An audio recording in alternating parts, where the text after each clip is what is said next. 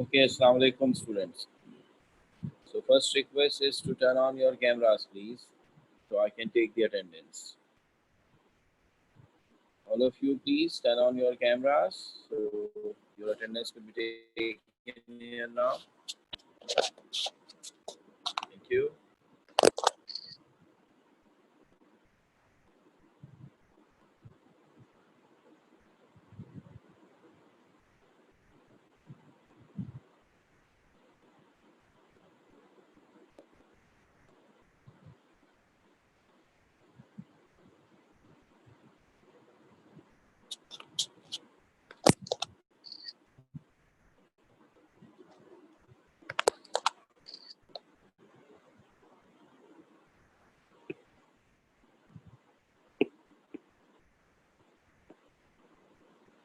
So second lecture 5070 और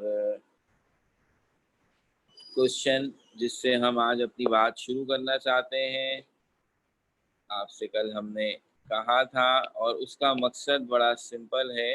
class में होते लाइव मैं और आप एक दूसरे के सामने इंशाल्लाह जल्द होंगे, तो then there are lot of occasions जहां आप मुझसे फौरन पूछ सकते हैं, मैं आपसे पूछ सकता हूँ। तो this becomes N interactive class. या हमें बाकायदा बहाने ढूंढने पड़ेंगे, तो वो मैंने ढूंढा और मैंने आपसे कहा कि please give me the definition of element. तो अब मुझे कौन ये डेफिनेशन बताएगा? Please raise your hand. Element क्या होता है? हमारे सामने दो हैंड रेज हुए हैं। अलीना आसिफ, प्लीज टेल मी।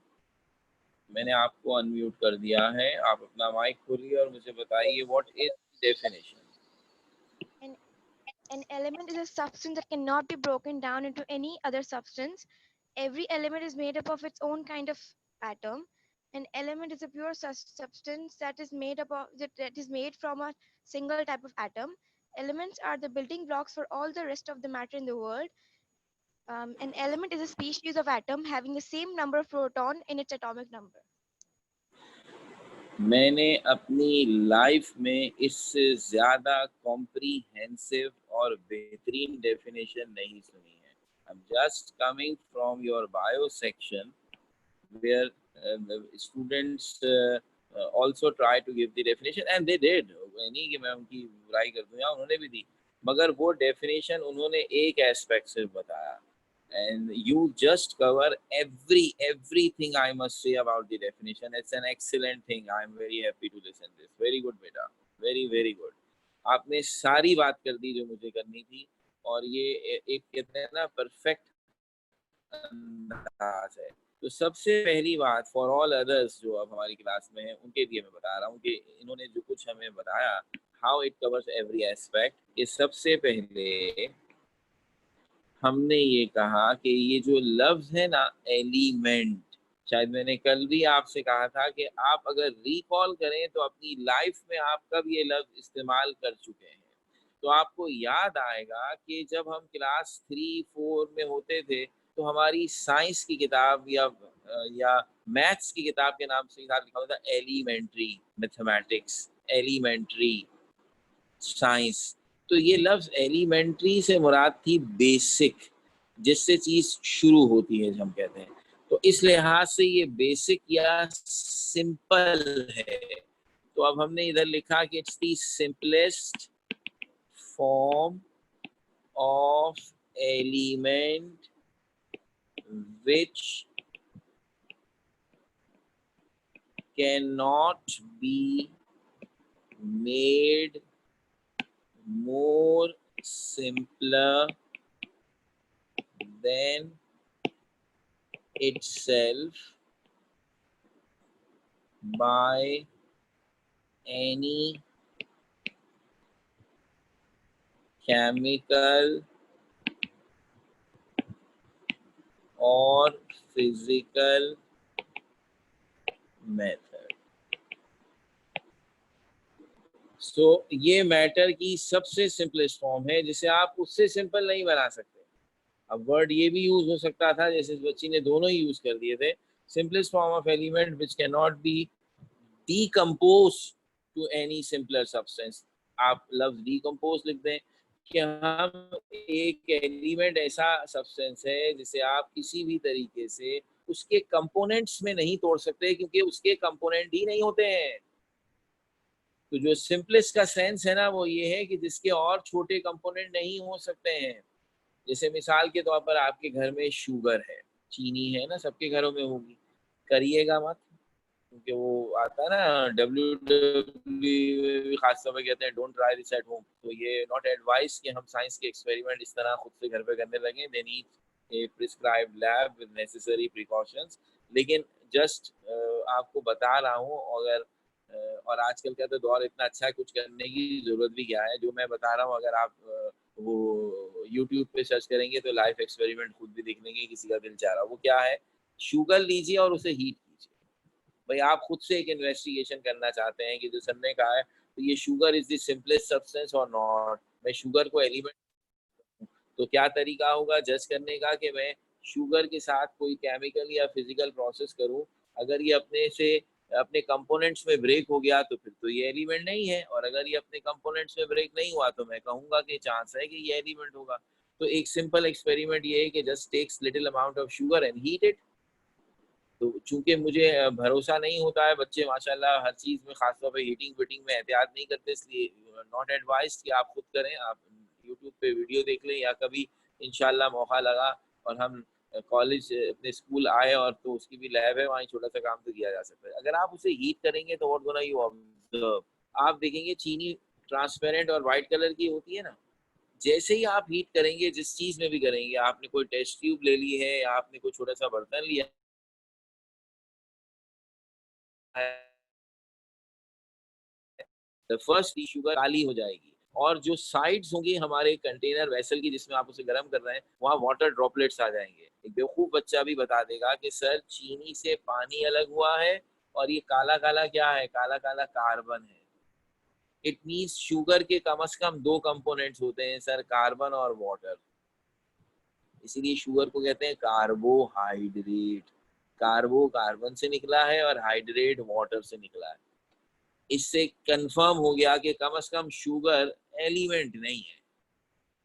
अच्छा, अब यही काम आप अगर फर्ज कर लीजिए गोल्ड के साथ करें, मैं चीजें वही बता रहा हूँ जो हम सबकी रेंज में है, लेकिन बहरहाल करने का एडवाइस नहीं कर सकता।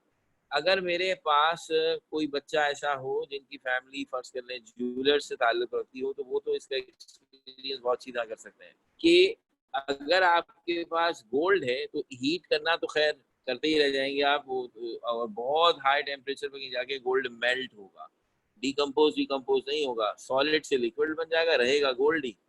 और इसी तरह जो ज्वेलर्स बनाते हैं इससे ज्वेलरी वगैरह, तो आप भी अक्सर ये सुनते, सबकी लाइफ में ऐसे ओकेजन तो आया होगा ना कि अम्मी ने कहा होगा कि ये पुराना कड़ा है मेरा सोने का, तो ये ज्वेलर को देते हैं, इससे फला चीज बना लेते हैं। तो वो ज्वेलर को जब आप कोई सोने की चीज देते हैं, पुराना जेवर जिसका आप चाह रहे हैं नए डिजाइन का जेवर बन जाए, तो आप खास तौर पर उसका वे करवाते हैं कि इसमें कितना एग्जैक्ट कितना गोल्ड है, और फिर वो उतने ही गोल्ड से दूसरा जेवर बनाता है। उसके एक एक हिस्से का ख्याल रखा जाता है। वो उस गोल्ड को मेल्ट करेंगे और उसे नए शेप में ले आएंगे, वो जो भी करें। मगर आप उस गोल्ड के टुकड़े ये नहीं कह सकते कि सर इन्होंने मेरा गोल्ड खराब कर दिया, इसी से कंपोनेंट निकाल, ऐसा हो ही नहीं सकता है। गोल्ड के कोई कंपोनेंट नहीं है, गोल्ड तो एलिमेंट है। आयरन के कोई कंपोनेंट नहीं है, आयरन तो एलिमेंट है। तो इसका मतलब है कि हम पहली चीज ये डिसाइड करने के लिए कि कौन एलिमेंट है और कौन नहीं है, हम कुछ फिजिकल और केमिकल मेथड्स करते हैं। अब होते तो बहुत सारे हैं, लेकिन जाहिर सी बात है जो हम समझ सकते हैं उनमें मैंने कुछ के तस्करे कर दिए। फिजिकल मेथड ये हो सकता है कि आप उस सब्सटेंस को एक्सटेंसिवली हीट करें, आप उसमें से इलेक्ट्रिसिटी पास करें, आप हैमर लेकर उसे तोड़ना शुरू कर दें। और केमिकल मेथड ये हो सकते हैं कि आप उनका मुख्तलिफ किस्म की चीज़ों के साथ रिएक्शन करवाएं। इन ईदर केस अगर हमें ये रिजल्ट मिले कि एलिमेंट जो जो भी सब्सटेंस था उसके कोई कंपोनेंट नहीं बन सके हैं, तो इसका मतलब है वो एलिमेंट। इट्स डिफिकल्ट थिंग, आसान काम नहीं है, साइंसदानों को बहुत वक्त लगा था इस तरह से मालूम करने में। अच्छा, ये तो एक डेफिनेशन हो गई, लेकिन एक और भी हमने तो बहुत सारी सुनी थी ना, बेसिक बिल्डिंग ब्लॉक है एलिमेंट्स का, चलो वो तो इंट्रोडक्शन में आ गया। एक और बड़ी मजेदार बात थी, अच्छा, ये डेफिनेशन इस लिहाज से बड़ी अच्छी है जो मैंने लिखी है कि ये हम कहते हैं बिगिनर्स के लिए, जिन्होंने अभी साइंस पढ़नी शुरू की है ना, उनको इस डेफिनेशन से समझाओ, क्योंकि इसमें साइंस के जो टर्म्स है ना, जो हायर लेवल वाली टर्म्स है, वो इस्तेमाल नहीं हो रही। इसमें ज्यादातर सिंपल लैंग्वेज यूज हो रही है जो हम आम लाइफ में भी यूज करते हैं। Simplest form of element of love, simplest तो सब समझते हैं ना, सिंपल किसे कहते हैं। तो इसलिए हमने नॉर्मल लैंग्वेज यूज की कि अगर एक एलिमेंट को उसके कंपोनेंट्स में या उससे सिंपल चीज में डिकम्पोज ना किया जा सके बाय एनी मेथड, ना लिखे फिजिकल केमिकल एनी मेथड, तो वो एलिमेंट हो गया। ये बिगिनर्स के लिए है। जो जरा हायर लेवल जिसमें आप आ गए हैं माशाल्लाह से, अब आप बिगिनर नहीं रहे, बिगिनर यहाँ वो थे जो क्लास 6 और 7 में थे, तो अब उनको हम जो डेफिनेशन देते हैं वो ज्यादा परफेक्ट होती है, लेकिन उसमें कुछ ऐसी टर्म्स यूज हो रही हैं जो हमें पहले यकीन करना होता है कि हाँ ये इन बच्चों की समझ में आ जाएगी। वो मेरा ख्याल है आपकी समझ में आ जाएगी, क्योंकि अभी तो बच्ची ने भी माशाल्लाह वही यूज की है। और वो क्या है, मैटर जिन छोटे छोटे पार्टिकल से मिलके बनता है वो कहलाते हैं एटम। और कम से कम इतना यकीन मुझे है कि हम में से कोई ऐसा नहीं होगा जो ये कह दे कि मैंने तो आज पहली दफा लफ्ज सुना है, ये एटम क्या होता है। I don't think so. ठीक है ना, वो जानबूझ के कह दे तो भाई मैं उसको कुछ नहीं कह सकता, लेकिन द रियलिटी इज दैट कि ये वर्ड चाहे इसका मतलब क्लियर ना हो, हम इसमें कंफ्यूज हो सकता है हम में से कुछ को जो एटम के बारे में जो भी उसके जहन में है उसमें कुछ गलती हो, उससे भी मेरी कोई बहस नहीं है, लेकिन दिस इज फेमिलर वर्ड, ये मेरा मानना है। तो अब एटम जो है वो हर चीज में होते हैं, and they are very very very very very very very very very very very very very very small. मैंने कुछ कम वेरी लगाए, इससे ज्यादा होने चाहिए, बहुत छोटे हैं, इतने छोटे हैं कि अगर कोई ये समझ रहा है कि साइंस ने एटम को आंखों से देख लिया होगा और उसके पास ऐसे माइक्रोस्कोप होंगे जिससे एटम नजर आ जाता होगा, तो लेट मी टेल यू ऐसा नहीं है। हम कम से कम जैसे हम एक दूसरे को देखते हैं आंखों से, इस तरह तो एटम को देखने का सवाल ही पैदा नहीं होता। फिर हम माइक्रोस्कोप यूज करते हैं। आप माशाल्लाह कंप्यूटर साइंस वाले हैं तो शायद आपने ये ना एक्सपीरियंस किया हो हमारा। माइक्रोस्कोप से हम बहुत सारी ऐसी चीजें देख लेते हैं जो हमें वैसे नजर नहीं आती, और वो ह्यूमन बॉडी में जो सेल होते हैं, इतना तो कम से कम जानते होंगे ना, वो हम देख लेते हैं। एटम उससे भी नहीं दिखाई देते। हाँ, हमने एटम्स की कुछ किताबों में पिक्चर्स देख ली होंगी, तो वो असल में कुछ कंप्यूटर ग्राफिक्स हैं जो हमने अपने इंतहाई एडवांस किस्म के इंस्ट्रूमेंट से इनडायरेक्टली बनाए हैं। यानी वो ये नहीं कह सकते कि वो हमने एटम की एक्चुअल तस्वीर दी हुई है, हमने एटम को इनडायरेक्ट इमेज हासिल किया है और उस इमेज पे कंप्यूटर की मदद से हमने एक इमेजिनरी तस्वीर उसकी बनाई है, वो हम अमूमन कोट करते हैं। इसलिए डायरेक्ट एटम को आज तक नहीं देखा। जस्ट ये बात मैंने जानबूझ के आपको बताई है अभी से, एक बेचैनी पैदा हो जाती है इससे। आम इंसान में और साइंस पढ़ने वाले में फर्क होना चाहिए भाई। और आप तो पढ़ रहे हैं कंप्यूटर साइंस। मैं इन बच्चों को जो कंप्यूटर साइंस पढ़ रहे होते हैं कहते हैं कि ये एडवांस वाले लोग साइंस, जो बायोलॉजी वाली साइंस है वो तो बड़ी पुरानी है। वो बायोलॉजी वाली साइंस तो माशाल्लाह से उस जमाने में भी थी जब हमारे पास लफ्ज साइंस भी नहीं आया था, क्योंकि इंसान बीमार भी पड़ते थे उनका इलाज भी करना पड़ता था, चाहे जैसे भी करते हो। तो ये वाली साइंस तो बहुत पुरानी है, लेकिन ये कंप्यूटर वाली साइंस के तो अभी माशाल्लाह 20-25 साल भी नहीं हुए हैं। जब मैं पढ़ता था स्कूल में आज से 35 ईयर्स पहले, तो लफ्ज कंप्यूटर सिर्फ नया नया हम सुनते थे कि मॉडर्न इन्वेंशन में लफ्ज आता था कंप्यूटर, बस इससे ज्यादा कुछ नहीं जानते थे। तो अब ये तो माशाल्लाह एज अ सब्जेक्ट भी आ गया, और अब आप इसे पढ़ें तो आप तो मॉडर्न साइंस वाले हैं ना। तो अब अगर आप मॉडर्न साइंस वाले हैं तो आपको तो मॉडर्न बातें पता होनी चाहिए ना भाई। तो इसलिए अब ये जहन में रहे कि हम बेचैनी आप में पैदा करना चाहते हैं, एप्टीट्यूड साइंस वाला लाइए। और वो क्या है, साइंस वाले लोगों में चीज़ों को इन्वेस्टिगेट करने की सलाहियत होनी चाहिए। तो अब मैंने जानबूझ के आपसे कहा था ये हम आंखों से एटम को नहीं देख पाते, तो फिर किससे देखते हैं, कैसे पता चल जाता है एटम के बारे में? अकल से। ये बड़ी चीज़ है, और ये हम आगे इंशाल्लाह पूरा चैप्टर है आराम से पढ़ते रहेंगे, अभी से परेशान होने की जरूरत नहीं। तो अब हर चीज़ में अगर एटम है तो फिर मेरा कहना क्या है कि एलिमेंट की पहचान ये है कि वो सिंपल सब्सटेंस है जिसके सारे एटम एक ही टाइप के होते हैं।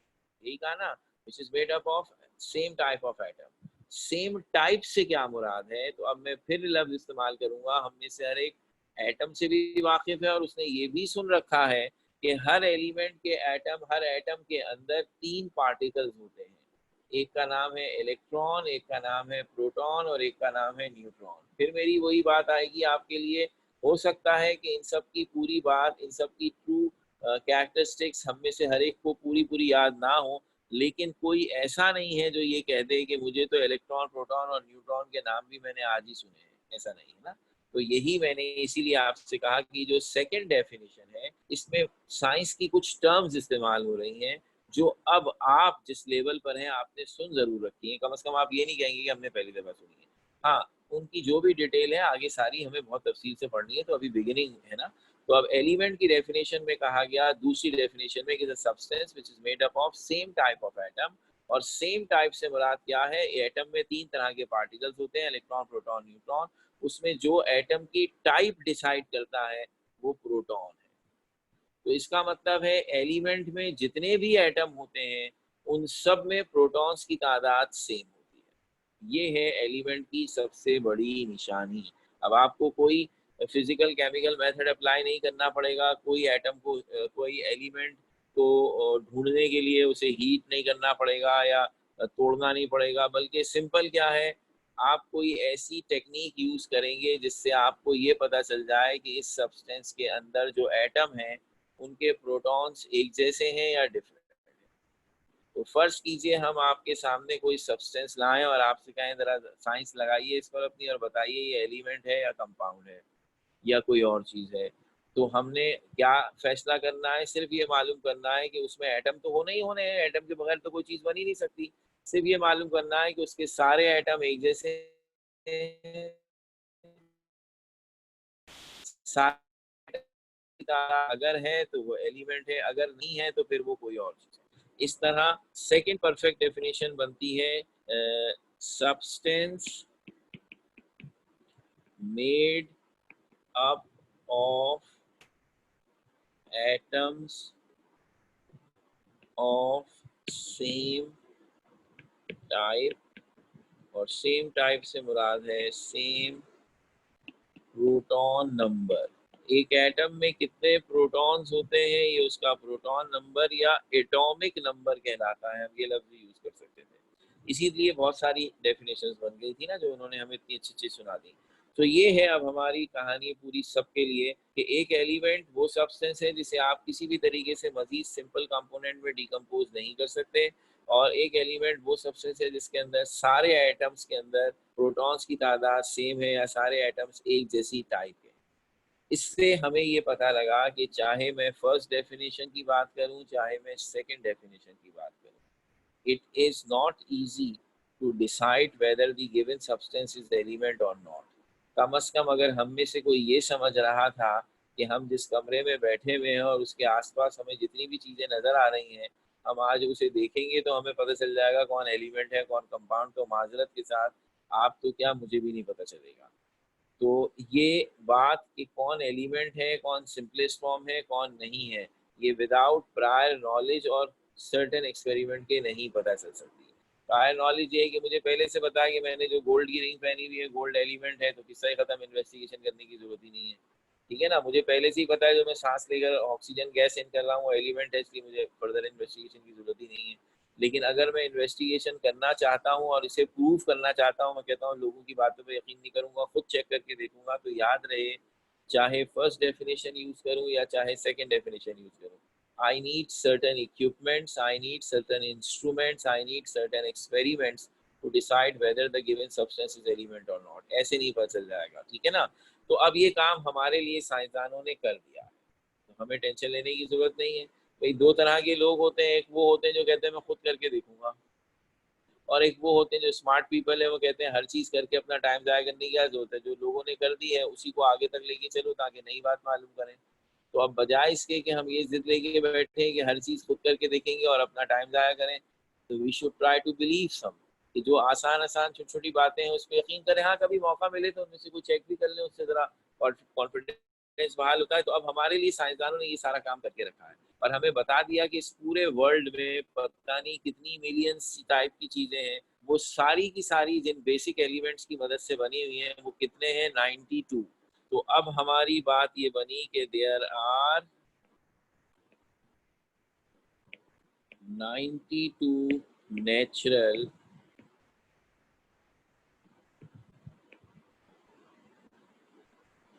एलिमेंट्स। ये लफ्ज नेचुरल क्यों लिख दिया है भाई? ये इसलिए लिख दिया है कि ये वो एलिमेंट्स हैं जो नेचर में मिलते हैं हमें, यानी कोई ज्यादा मिलेगा कोई कम मिलेगा, लेकिन हमारी पूरी दुनिया में जितनी भी चीजें मौजूद हैं जिस भी शक्ल में है, प्योर या इम्प्योर, उनमें जो एलिमेंट्स मौजूद हैं वो 92 है। अच्छा, इनमें भी बड़ा जबरदस्त सिस्टम है। जब मैंने ये कह दिया कि हर एलिमेंट इस तरह पहचानेंगे कि उसमें कितने प्रोटॉन है, उसके एटम में कितने प्रोटॉन है, तो अब सबसे छोटा एटम है वो जिसके एटम में एक प्रोटॉन है। अब एक से कम तो नहीं हो सकता ना भाई, आधा प्रोटॉन नहीं होता है, ठीक है ना। तो अब जो एक प्रोटॉन वाले एटम हैं वो कहलाते हैं हाइड्रोजन। जो दो प्रोटॉन वाले एटम हैं उनके एलिमेंट का नाम है हीलियम। तीन प्रोटॉन वाले का नाम है लिथियम। चार प्रोटॉन वाले का नाम है बेरिलियम। इस तरह 1 से लेके 92 तक there are 92 different types of elements and each one contain different number of protons in their atom. तो 1 से लेके 92 तक जितने भी नंबर आ रहे हैं ना, हर नंबर पे कोई ना कोई एलिमेंट है। आप ऐसे ही रैंडमली कहते हैं 35, सर जिसके एटम में 35 प्रोटॉन है उसको क्या कहते हैं? आयोडीन। उसको 35 वाले को ब्रोमीन कहते हैं। जिसके एटम में 53 प्रोटॉन है उसको क्या कहते हैं भाई? उसको आयोडीन कहते हैं। जिसके एटम में 57 प्रोटॉन है उसको क्या कहते हैं? उसको लैंथेनम कहते हैं। आपको नहीं रट्टे लगाने हैं, ठीक है ना। लेकिन मैं बता रहा हूँ हर एक नंबर पे कोई ना कोई एलिमेंट है। तो आखिरी बात सबको ये पता चली कि जितने भी एलिमेंट दुनिया में हैं उनमें प्रोटॉन्स की तादाद की रेंज क्या है? कम से कम एक और मैक्सिमम 92 प्रोटॉन्स। तो एक इंसान ने फौरन सोचा, उसने कहा सर ये बताइए जिस एटम में 93 प्रोटॉन्स होते हैं वो क्यों नहीं होता? 92 पे क्यों रुक गया है? ये भी क्या वर्ल्ड कप है जो जीत लिया तो अब रुक जाओ बस? 93 प्रोटॉन क्यों नहीं हो सकते भाई? जब 92 तक है तो बेचारे 93 ने क्या कसूर किया है? तो इसका जवाब हमने ये दिया कि 93 प्रोटॉन वाला एटम भी होता है, हमारी दुनिया में नहीं है। हो सकता है किसी और प्लेनेट में हो। बोला अब वहाँ किसी और प्लेनेट में कहाँ जाते फिरेंगे? साइंसदानों को जब ये अकल आ गई कि अच्छा ये होते हैं एटम, उन्होंने खुद बना लिए। तो 93 प्रोटॉन वाला एटम दुनिया में नेचुरल नहीं मिलता, आर्टिफिशियली हमने लेबोरेटरी में बना लिया। और जब एक बनाया तो फिर तो हमारी लालच बढ़ी, हमने कहा हो फिर तो और भी बन सकते हैं। तो आज से तकरीबन 100 ईयर्स पहले ये काम शुरू हुआ था, जब हमने पहला आर्टिफिशियल एलिमेंट बनाया था। तो अब पिछले 100 ईयर्स में काम इतना आसान नहीं है जितना मैंने बता दिया है। सो यूँ समझ लीजिए कि पिछले 100 ईयर में इतनी ज़्यादा डेवलपमेंट और तरक्की करने के बावजूद भी हमारे पास जो आर्टिफिशियल एलिमेंट्स हम बना पाए हैं वो टोटल है 26। तो 92 नेचुरल एलिमेंट्स हैं एंड 26 आर्टिफिशियल एलिमेंट्स हैं जो दुनिया में नहीं होते कहीं भी, हमने खुद बना दिए हैं।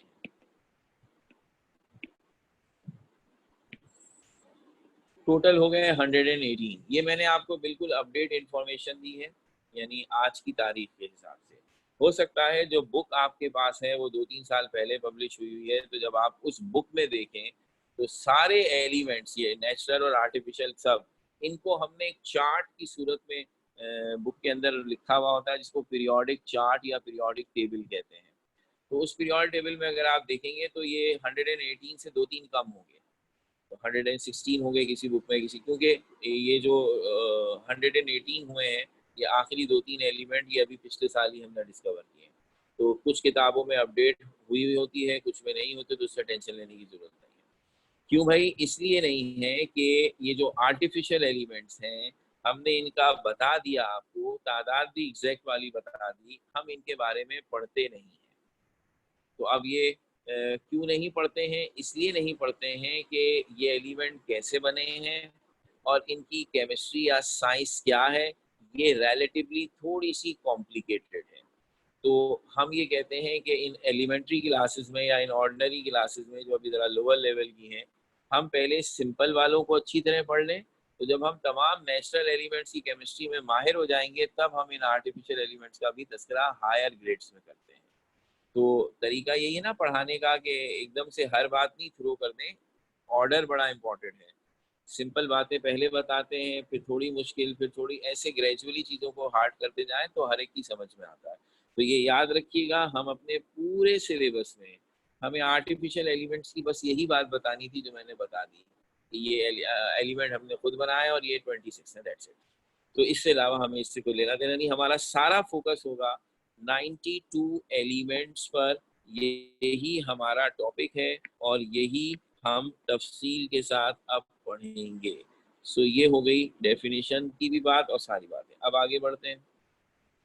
भाई ये जो एलिमेंट अब 92 नेचुरल हो गए और थोड़ी थोड़ी बात आर्टिफिशियल 26 हो गए, तो अब इनकी ही तो हमें पूरी साइंस में बातें करनी है। यही तय हुआ ना, केमिस्ट्री स्टडी ऑफ मैटर। तो और मैटर प्योर भी है इम्प्योर भी है। अगर प्योर है तो एलिमेंट या कंपाउंड है, और इम्प्योर है तो इन्हीं दोनों का मिक्सचर है। अब और पता चला कि इसमें से भी सबसे बेसिक एलिमेंट है। एलिमेंट से ही कंपाउंड भी बनते हैं, एलिमेंट से ही मिक्सचर भी बनते हैं। तो एलिमेंट हर चीज में होगा, इधर इन प्योर फॉर्म और इधर इन इम्प्योर फॉर्म। तो इसका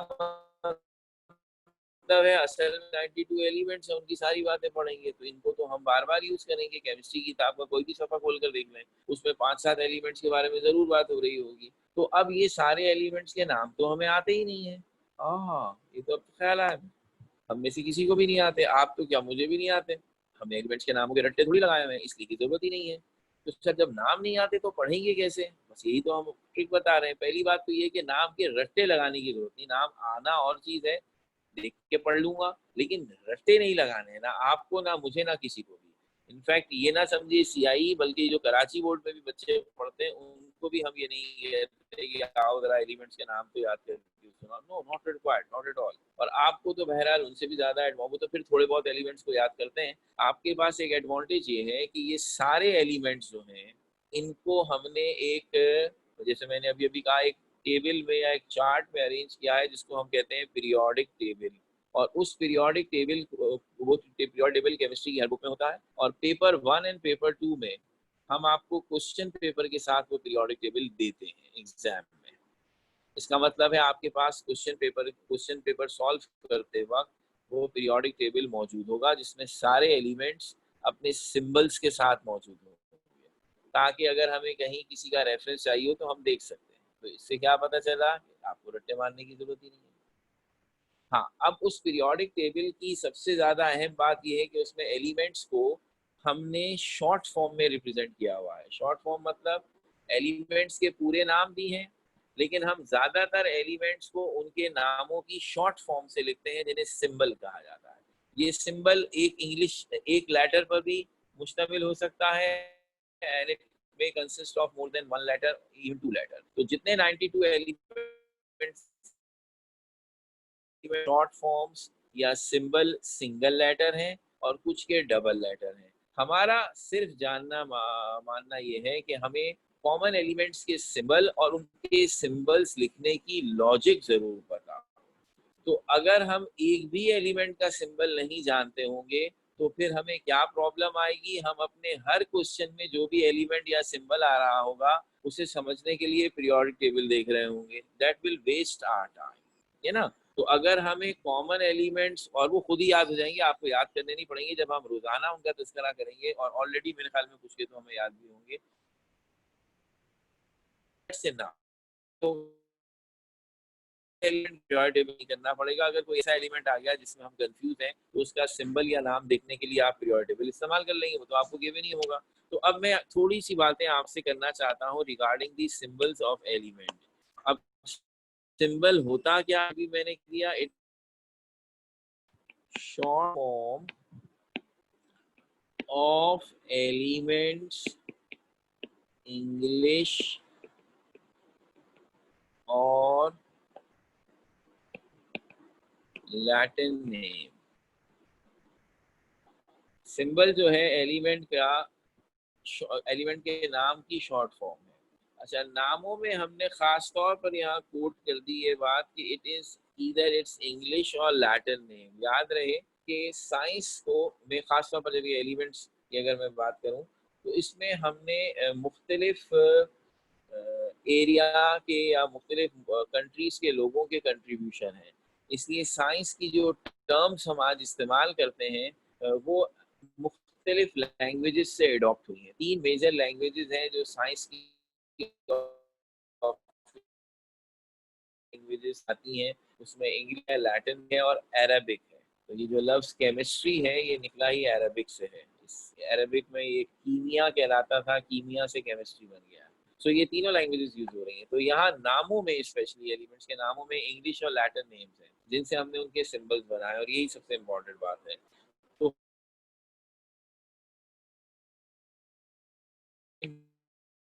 सिंबल्स बने हैं, सारे सिंबल्स ना मुझे बताने हैं और ना जरूरत है, सिर्फ चंद एग्जांपल्स दे रहा हूँ जिससे हमें बात समझ में आ जाए। तो कुछ इंग्लिश नेम से सिंबल बनाए हैं जो सिंगल लेटर हैं, या नेम का पहले उसके सिंबल के तौर पर यूज कर दिया, और कुछ में आपने उसके नाम के 2 लेटर यूज किए हैं, एक पहला और एक कोई सा भी दूसरा। तो हमारा तरीका लिखने का ये होता है कि जब सिंगल लेटर होता है तो वो कैपिटल में लिखा जाता है, जब डबल लेटर होता है तो फर्स्ट वाला कैपिटल में, सेकंड वाला स्मॉल में। तो अब सिंगल लेटर की जो सिंबल्स हैं they are very very common, और आई होप हमें से हर एक को अच्छी तरह आते होंगे।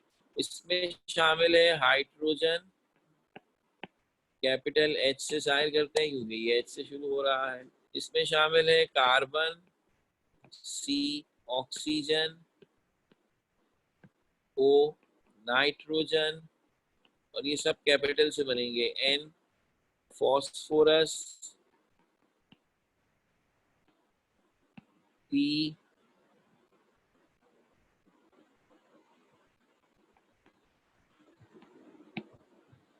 Sulphur, S. तो ऐसे और भी, मैं सब नहीं लिख रहा हूँ, मैंने जैसे कहा ना चुन के कुछ लिख रहा हूँ।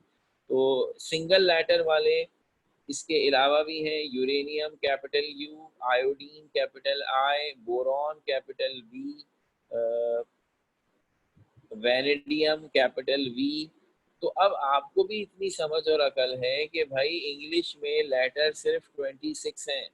अगर मैं हर एक के नाम का पहला लेटर पिक करके सिंबल बनाऊंगा तो मैं मैक्सिमम 26 सिंबल दे सकता हूँ, और एलिमेंट तो 92 है, इसलिए रिपीटिशन तो होनी है।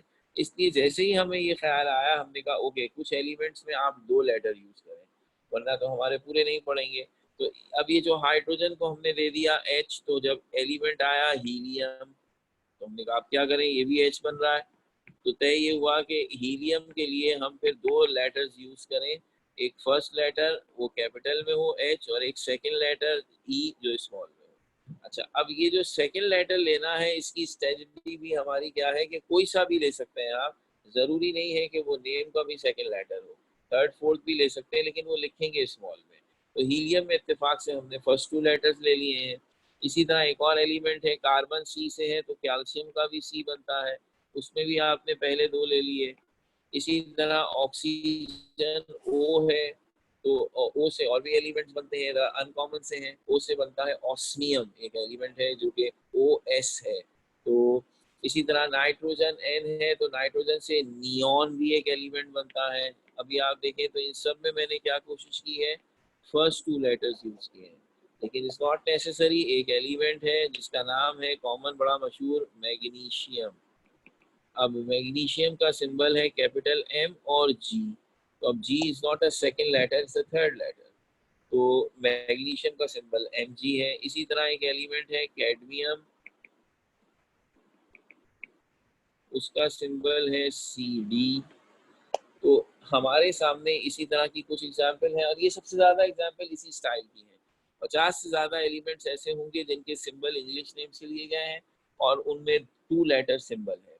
तो ये 2 लेटर सिंबल्स चूंकि इंग्लिश नेम से लिए गए हैं, तो इंग्लिश नेम से लेने में फायदा ये है कि नाम सुनकर आदमी तुक्का भी लगा ही देता है। हमें सबसे ज्यादा जिन सिंबल्स में प्रॉब्लम है वो सिंबल्स हैं जो लेटर नेम से लिए गए हैं। प्रॉब्लम क्यों है? प्रॉब्लम इसलिए कि वो एलिमेंट हम अपनी थ्योरी में जब पढ़ते हैं, जब हम उनके नाम लेते हैं, तो नाम हम उनका इंग्लिश वाला लेते हैं, और सिंबल उनके लैटिन नेम से लिए हैं, और ज्यादातर को उनके लैटिन नेम पता भी नहीं होते, तो इसलिए वो सिंबल बड़े अजीब लगते हैं। क्या कहना चाहता हूँ, लेट अस सी लैटिन नेम्स। इससे भी 2 तरह के सिंबल हैं, सिंगल लेटर और डबल लेटर। तो अब सिंगल लेटर वाले में सिर्फ मेरे पास 2 एग्जाम्पल्स हैं। पहली और सबसे मशहूर एग्जाम्पल है पोटाशियम। अब पोटाशियम ये इंग्लिश नेम है, लेकिन इसका जो सिंबल हमने लिया है वो इसके इस नेम से नहीं लिया है। तो इसका सिंबल हमने लिया है कैपिटल के। ओ भाई, के तो इसके पूरे नाम की स्पेलिंग में नहीं है, ये कैसा सिंबल ले लिया, यही असल कंफ्यूजन है। जो बच्चा इस बात को सुनने के बाद और पीरियोडिक टेबल तो गिवन होगा, क्या जरूरत है इसको लिफ्ट ही नहीं कराएं, वो फंस जाते हैं बुरी तरह। अब नाम पढ़ रहे हैं पोटाशियम, वो समझ रहे हैं पी में कहीं होगा, वो तो के है। और के क्यों है? इसलिए कि इसका लैटिन नेम है केलियम। केलियम से ये नंबर ले लिया। हमने तो ये नाम भी इतना नहीं सुना होगा, हम यूज ही नहीं करते हम ये नाम, तो हम तो पोटेशियम पोटेशियम करते रहते हैं। इसी तरह एक एलिमेंट है टंगस्टन, सबसे ज्यादा मेल्टिंग पॉइंट रखने वाला मेटल है। लाइट बल्ब होते थे ना, उसके फिलामेंट में ये लगता था। तो अब खा इसलिए कह रहा हूँ कि अब हम इतने बल्ब इस्तेमाल ही नहीं करते हैं, अब हम एनर्जी सेवर और ऐसी चीजें यूज कर रहे हैं। इसका सिंबल डब्ल्यू है। अभी डब्ल्यू कैसे हो गया भाई? इसलिए कि इसका लैटिन नेम है वुल्फ्रेम। ये दो ऐसे एलिमेंट्स की एग्जाम्पल हैं जिनके सिंबल सिंगल लेटर हैं और उनके लेटर नेम से निकाले गए हैं, और हम इनको इनके इंग्लिश नेमों से पढ़ेंगे। हम पढ़ेंगे टंगस्टन, सिंबल लिखेंगे डब्ल्यू। हम पढ़ेंगे पोटेशियम, सिंबल लिखेंगे के। तो अब जिसको ये पता ना हो वो तो कंफ्यूज ही हो जाएगा, ये कैसे सिंबल बना रहे हैं सर। और इसी तरह डबल लेटर वाले बहुत मशहूर मशहूर एलिमेंट हैं जो आप समझिए हमारी किताब में बेतहाशा इस्तेमाल होंगे, और अगर हमें इनके सिंबल्स में जरा भी कंफ्यूजन है, हम खामखा में उल्टी सीधी सिंबल लिख कर आ रहे होंगे। क्या है? सबसे पहला और मशहूर तरीन सोडियम, सिंबल क्या है जी? Na। पूरे नाम में ना Na है ना A है। क्यों? क्योंकि ये इसके लैटिन नेम से लिया है, नेट्रियम से। तो दो लेटर वाला है, Na, कैपिटल N और स्मॉल a, और नाम नेट्रियम। इस बात का बड़ा ख्याल रखना है कि किसको कैपिटल और किसको स्मॉल बनाना है। ये ठीक है कि हम CIE वाले में बहुत ज्यादा राइटिंग का ख्याल नहीं रखते, तो अगर आप छोटी मोटी ग्रामर की या स्पेलिंग की भी मिस्टेक कर देते हैं तो भी चलता है, लेकिन सिंबल्स पर बहुत सख्ती है। अगर किसी बच्चे ने सोडियम का सिंबल लिखते वक्त N और A दोनों को कैपिटल बना दिया, वो मार्क्स काटेंगे इसके, याद रखिएगा। क्योंकि सब्जेक्ट केमिस्ट्री ही तो दे रहे हैं, अगर आप केमिस्ट्री की ही चीजें गलत लिखेंगे तो फिर क्या फायदा। तो इसलिए इसमें बड़ी सख्ती है। सोडियम के बाद दूसरा मशहूर ऐसा एलिमेंट है आयरन, सब जानते होंगे। आयरन की सिंबल आई नहीं है, आई तो आयोडीन है। आयरन का सिंबल है Fe, क्योंकि इसका लैटिन नेम है फीरम। फिर मशहूर तरीन है लेड। लेड का सिंबल है Pb। कहीं सर पैर ही नहीं मिल रहा है ना, नाम लेड, सिंबल Pb। और लेड इतना ज्यादा वो भी एलिमेंट नहीं है, अमूमन इसी के सिंबल में बच्चे कंफ्यूज भी हो जाते हैं। एल से लिख रहे होते हैं इसका सिंबल, लेड का Ld। तो Ld तो कोई एलिमेंट नहीं है। तो ये Pb है, और Pb इसलिए कि इसका लैटिन नेम है प्लम्बम। फिर सब जानते हैं कॉपर, इसका सिंबल Cu है। ये ना समझिए इसी स्पेलिंग से लिया गया है, इत्तेफाक से C तो मिल रहा है मगर U नहीं मिल रहा है। इसका लैटिन नेम है क्यूप्रम। और मशहूर एलिमेंट है सिल्वर। सिल्वर का सिंबल Ag, और इसलिए कि इसका लैटिन नेम है अर्जेंटम। गोल्ड, गोल्ड का सिंबल है Au, लैटिन नेम यूरम। ठीक है ना, ये तो हमने सुने भी नहीं होंगे, और ये नाम बहुत यूज करेंगे हम। इसी तरह मर्क्यूरी। मैंने पूरे 92 एलिमेंट थोड़ी आपको पढ़ा दिए, मैंने चुन चुन कर उन एलिमेंट्स के सिंबल ढूंढे जिन्हें हम बहुत ज्यादा यूज करेंगे। मर्क्यूरी का सिंबल है Hg, क्योंकि इसका लैटिन नेम है हाइड्रो गायरम।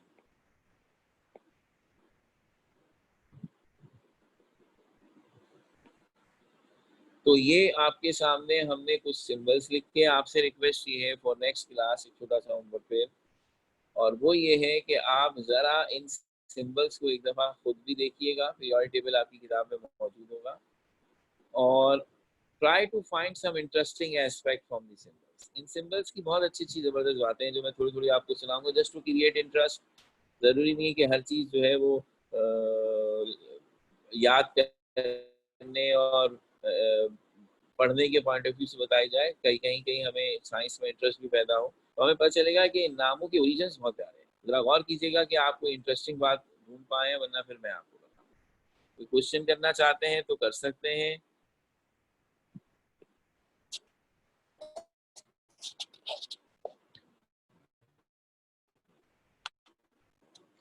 तो आपकी एक अटेंडेंस हम आपके पीरियड के शुरू में लेते हैं, एक अटेंडेंस हम आखिर में लेते हैं, and the purpose is that